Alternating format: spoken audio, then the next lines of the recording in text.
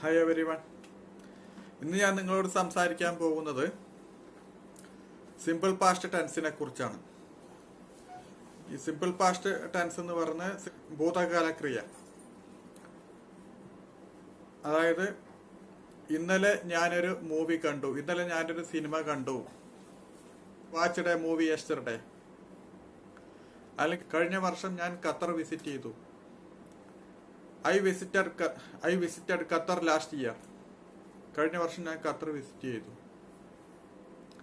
അതുപോലെ I went to the doctor's last month. കഴിഞ്ഞ മാസം ഞാൻ ഡോക്ടറെ കാണാൻ പോയി. ഇങ്ങനെയുള്ള കഴിഞ്ഞ പ്രവൃത്തികളെ സൂചിപ്പിക്കാൻ വേണ്ടിയിട്ടാണ് സിമ്പിൾ പാസ്റ്റ് ടെൻസ് ഏറിയ കൂറും ഉപയോഗിക്കുന്നത്. അതിന്റെ സ്ട്രക്ചർ എന്ന് പറയുന്നത് വളരെ സിമ്പിൾ ആണ്.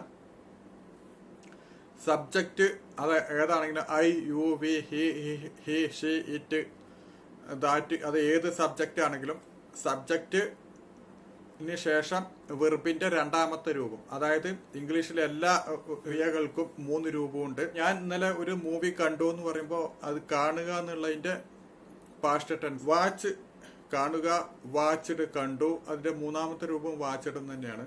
അപ്പൊ I watched a movie yesterday. ഇന്നലെ ഞാനൊരു സിനിമ കണ്ടു, ഒരു മൂവി കണ്ടു. ഇന്നലെ ഞാനൊരു മൂവി കണ്ടു.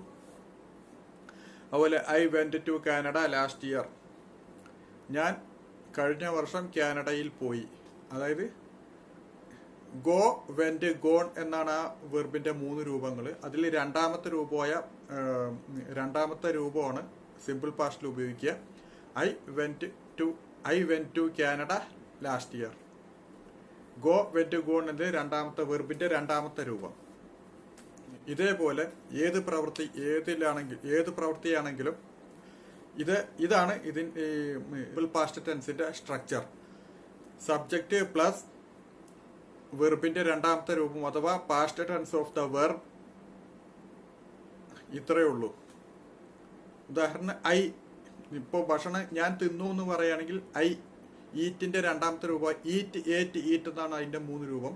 അതിൽ ഞാൻ തിന്നു എന്ന് പറയുകയാണെങ്കിൽ ഐ ഏറ്റ് മൈ ഡിന്നർ, ഞാൻ അത്താഴം കഴിച്ചു. അല്ലെങ്കിൽ ഐ ഏറ്റ് മൈ. അതുപോലെ ഡ്രിങ്ക്, ഡ്രാങ്ക്, കുടിക്കുക എന്നുള്ളതിന്റെ 3 രൂപമാണ്. Drink, drank. ഞാനൊരു കാപ്പി കുടിച്ചു എന്ന് പറയുമ്പോൾ I drank A cup of coffee. അത് ഞാനൊരു കപ്പ് കോഫി കുടിച്ചു. ഇത്രയാണ് സിമ്പിൾ പാസ്റ്റ് ടെൻസിനെ കുറിച്ച് പറയുവാനുള്ളത്. അതുപോലെ സിമ്പിൾ പാസ്റ്റ് ടെൻസിന്റെ കൂടെ സാധാരണ ഇത് പ്രത്യേകം സൂചിപ്പിക്കുന്നുണ്ട്.